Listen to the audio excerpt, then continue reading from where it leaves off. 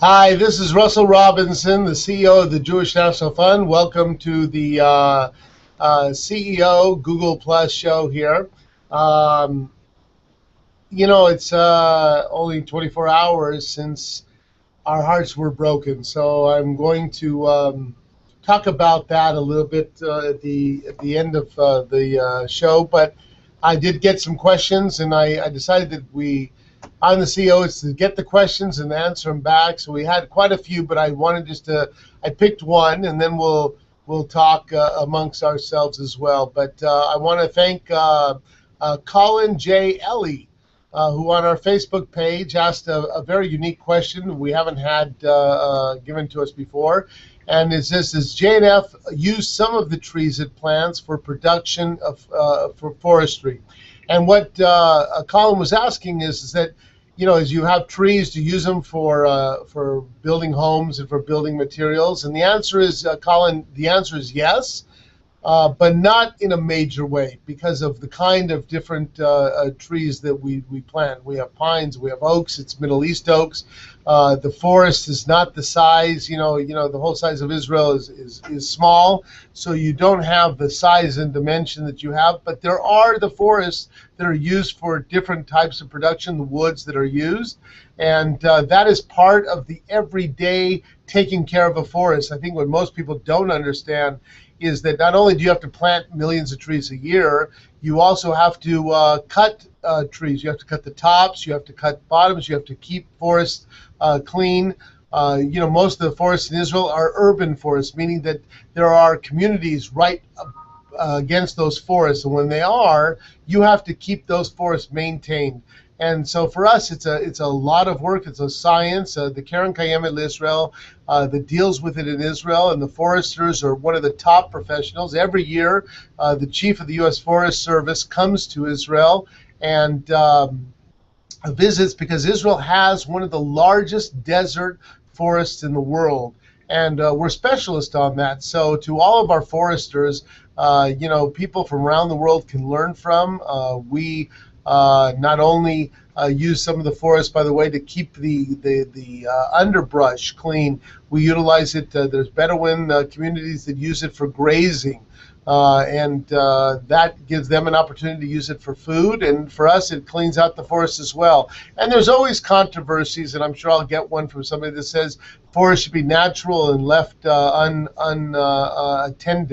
But again, that is a difference of opinion on some to others. If you don't attend to them, you could have the potential of major forest fires. And so when you have a small country urban forest, you have to both maintain it. And that's our green innovations that we're involved in JNF, in everything that we do, from the planting of the trees to the taking care of them, for learning about trees that come from the time of the Mishnah, to water resources, and always learning and becoming better experts onto a land that's ancient, to a science that we're constantly getting better on. So Colin, thank you very much for that question. For the others that asked the question, next CEO Google Plus will answer some more. 24 hours ago, we, and I say we, buried 3 young boys. Young boys who were in their teens, who were coming home from a summer vacation, and I don't have to rehash the terrible story to all of you. But I think that the story is about the passion that we have as a Jewish people and the connection. I was in Los Angeles when we heard that they had found the 3 boys. I was in a solicitation. There was 4 of us in the room, and silence hit the room. Now, why? Why would 4 people in Los Angeles, 3,800 miles away, 3 teenage boys that none of us had met? That's a special connection that we have as a Jewish people, not just to the land of Israel, but to each other. It goes, horizontal and vertical. That it could be a relative, or it could just be somebody that's connected because we are connected as a people for all of these thousands of years. Now, I'm not going to give you any religious or rabbinic piece here to kind of give you an essence of why does something like this happen, or any answers to it. I can only tell you my own feelings, and it's very, very strong. There is going to be a memorialization of these boys. First, there'll be a loss that will be felt by their families that will never, ever be forgotten.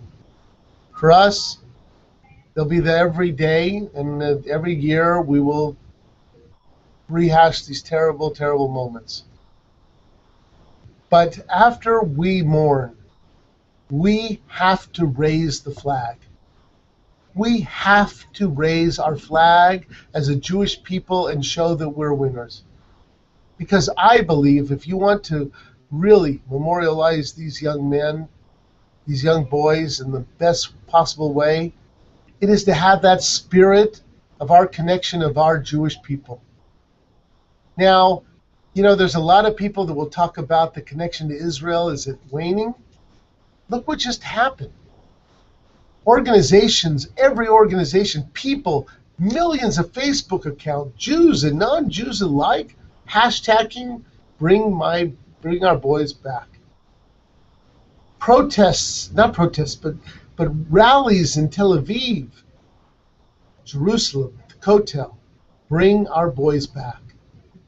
Don't let anybody say that our connection to Israel and to the Jewish people and to the Israelis is at all at a low point. In a very sad moment, we found out how strong it is. And we need to memorialize them by raising our flag. Commit to go to Israel. If you haven't been, go today, log on to our site, any site, sign up, do a bar mitzvah trip, a family trip, a singles trip, or just go to Israel. And go to Israel and do something that I tell every single person that goes. Pick up a stone, pack it, and take it back. But make the commitment that it's going to return back to the land of Israel. Make sure that you are looking at positive stories and share those stories throughout everything. Twitter, Facebook, Instagram. Go to positiveisrael.org or on a Facebook page, Positive Israel, and take every story and let's tell the world Israel makes the world a better place. Go and be involved.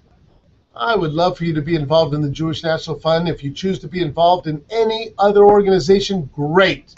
I salute you. Thank you. But don't sit on the sidelines. That is not allowed. Contribute. Yes, contribute. You can't be giving away anything more than these families have just given away. Give your time.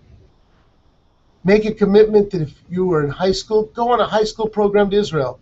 Go to Alexander Muss High School in Israel. Go to Young Judea. Go to IEI. Whatever the program, make a commitment during that very important time of your life. And let's say to high school kids around the world that those 3 high school kids didn't die in vain. We will learn and connect to the land of the people of Israel. Those are action points that will show our strength. We're a partner in Nefesh B'Nefesh. 4,000 people a year make Aliyah from North America. It was started by Rabbi Josh Fass when one of his own family members was lost in a terrorist attack, and he said, I'll replace him. Now, not all of us are going to make Aliyah, but we all can do something. So I've given you my piece. I hope that you will raise that flag. I hope that you will celebrate the land of Israel. I hope that you will memorialize young lives lost with a heavy heart, but with a spirit and a determination that has made us a great people, fighting for good, life, peace. That's the difference between us and them. Join us. Thank you very much, and I'll see you on the next CEO Google Hangout.